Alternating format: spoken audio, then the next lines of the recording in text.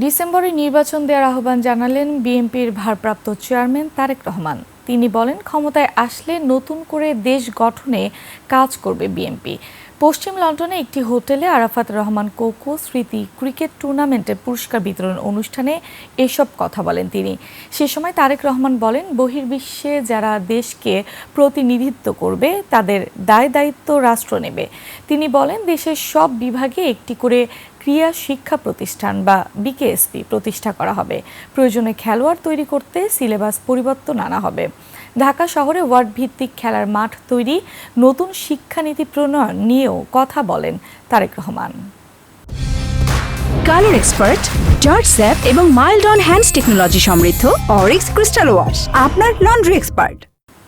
ওদেরকে দেশের জন্য একটা সুনাম বয়ে নিয়ে আসতে হবে, এবং যেহেতু তারা দেশের জন্য সুনাম বয়ে নিয়ে আসবে, সেই জন্য দেশের এবং বিশেষ করে একটা সেই সময় যে সরকারটা থাকবে, সেই সরকারের দায়িত্ব হচ্ছে ওদের সব রকম দেখভাল করতে হবে। এই রাজনৈতিক অধিকার প্রতিষ্ঠার মাধ্যমে আমরা এমন একটা সরকার প্রতিষ্ঠা করতে চাই, যেই সরকার মানুষের কল্যাণে কাজ করে।